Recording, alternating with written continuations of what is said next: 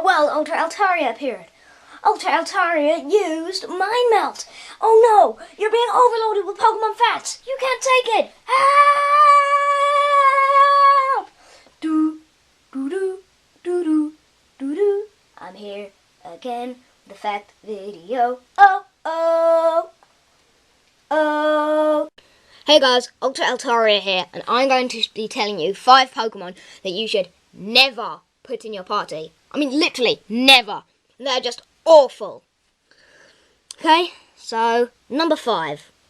Number 5 is a group of Pokemon that I call the normals. They're called this because they're all normal types. They are Rattata, Sentret, Zigzagoon, Bidoof, and Patrat. Now, don't catch these guys unless you want a HM slave.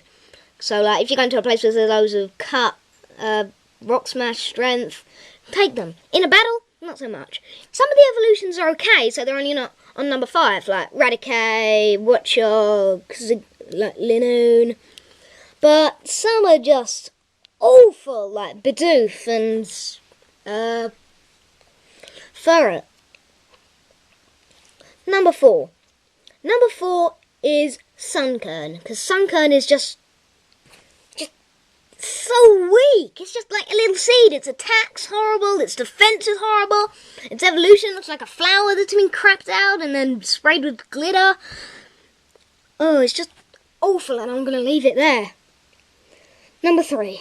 Number 3 is probably the most common Pokemon in the world.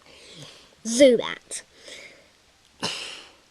Don't catch a Zubat to evolve it into Crobat. A lot of people are like, yeah, I'm going to catch a Zubat because it evolves into Crobat and it's awesome. No, catch a Golbat and evolve it into Crobat. Even though Golbat are still quite annoying, they're pretty strong. But Zubat is just so weak. Never use it in a battle. Not even to train it up. It's just so awful and common and... I hate it. Number 2 is another group of Pokemon. I call the Cocoons. I'm talking about Kakuna, Metapods, Wurmples, Evolution, Silcoon and Cascoon. And they know no attacking moves as you find them out in the wild. They're just awful. Awful, awful, awful, awful. And if you trade it from... No, not trade it. If you level it up from Wurmple or Beedrill... Oh no, not Beedrill. Or Weedle or... Metapod, no, not Metapods. Oh, I keep getting the names mixed up. Or Caterpie, that's it. They do know attacking moves, but I wouldn't recommend it because Caterpie and Weedle and Wurmple are just so weak. Don't catch them. But which is a shame because like Butterfree and Beedrill and like Dustox and Beautiful are actually quite good. I mean, like only for a little bit, but they're okay. There's some bug types that you should catch, like Genesect, Pinsir, and Heracross.